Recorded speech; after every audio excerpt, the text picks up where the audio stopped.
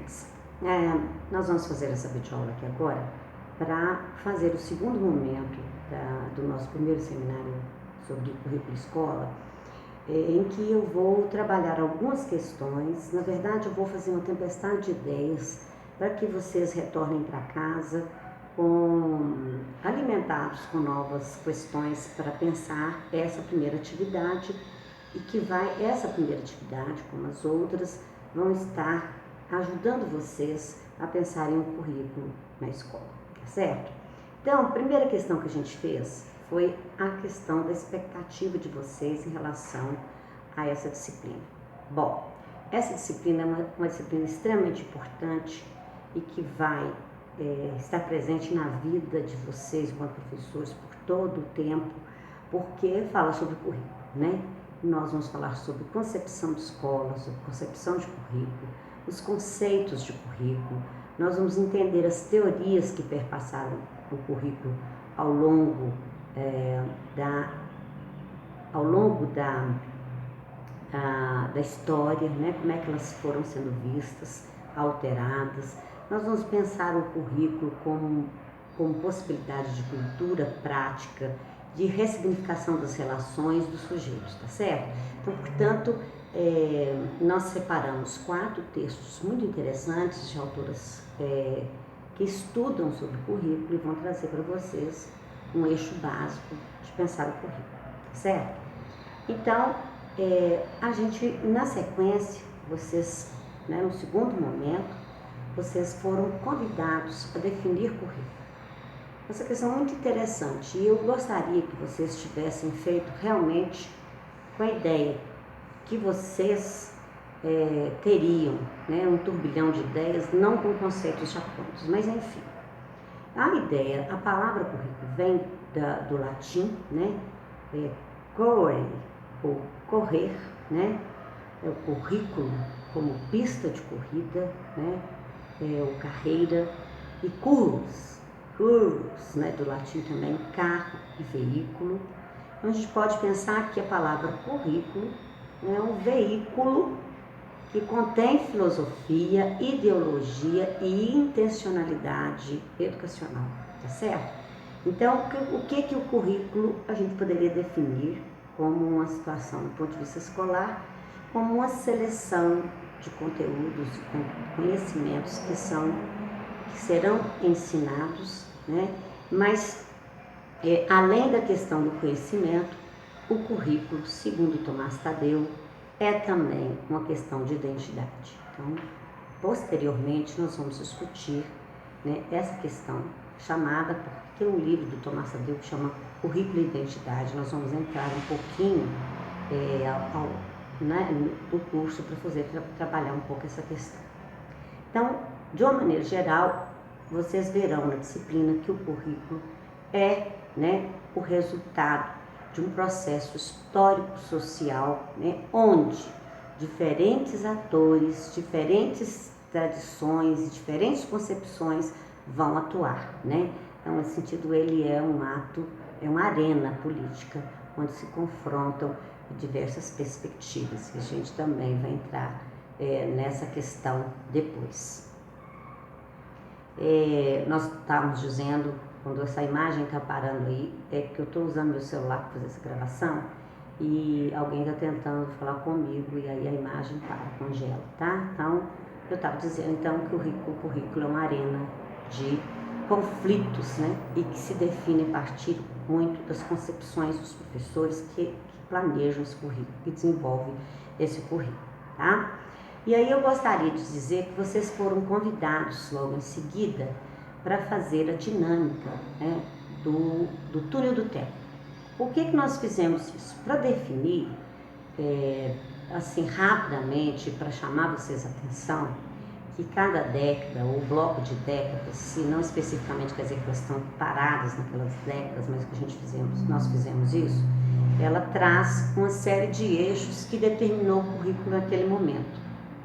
Por exemplo, quem ficou aí com o grupo da década de 50, vocês devem ter lembrado, ter visto seus pais falarem, seus avós, né? E se não, perguntem para ele quando chegar em casa como era a escola naquele momento, tá? Naquele momento histórico. Então, eles poderão dizer que a escola, por exemplo, do ponto de vista da língua, se preocupava apenas com a gramática, com a conjugação verbal. Podem falar que a escola naquele momento estava preocupada, fazia provas orais e escrita. Podem falar que naquele momento havia um autoritarismo do professor que tinha e podia castigar os alunos quando não faziam certo, podiam bater, né, nesses alunos por um determinado tempo, né, existia a palmatória, que era um instrumento para castigo dos estudantes, né? Eles tinham a obrigação de decorar o conteúdo e a escola era praticamente um único lugar de aprendizagens, tá? Então, a ideia, né, era um ensino primário, né, e principalmente era um ensino primário de até 4 anos e não mais do que isso, né? Eram poucas as classes ou apenas uma classe que conseguia fazer para além da 4ª série. Depois vocês procurem historicamente por que isso acontecia, tá? Então as práticas eram ritualizadas, eram simbólicas e havia, né, essa situação de castigo para o aprendizado.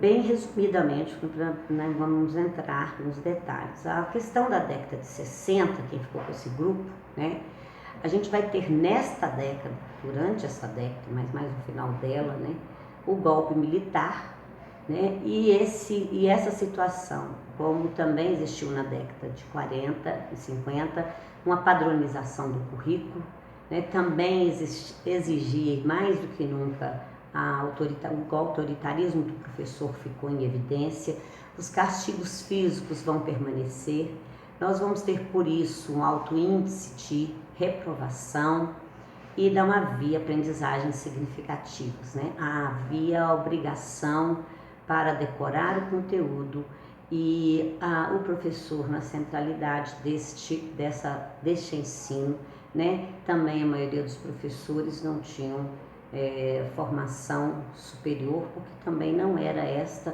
uma questão prioritária no Brasil, tá?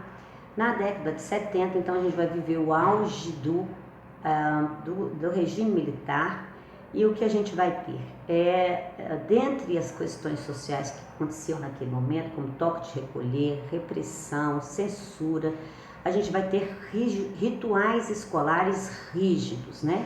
A gente vai ter, em 1971, a promulgação da nova LDB 5692/71, que vai dar, na verdade, visibilidade para as regras, né, para o regário escolar acontecer como se queria socialmente, tá? Então, uma educação preparada para atender a industrialização, e o culto ao patriotismo. Então a gente vai ter culto à bandeira dentro da escola, o hasteamento à bandeira, o canto né, o entoamento não sei se essa palavra diz, né, mas cantar o hino nacional. O professor tem ainda o poder de castigar os alunos, né? E também vamos continuar tendo altos índices de reprovação, tá? Então, toda essa questão, juntando todas essas décadas aí, e depois a gente vai estudar, não agora, mas a gente vai entrar na discussão do que aconteceu na década de 80 e de 90, que vão fazer questões a essas abordagens que nós colocamos, que vai trazer novos vieses para pensarmos a escola. Então, de uma maneira geral, a gente tem aí um grupo de décadas e a gente não segmenta, a gente dá uma ideia para dizer como é que isso foi mudando.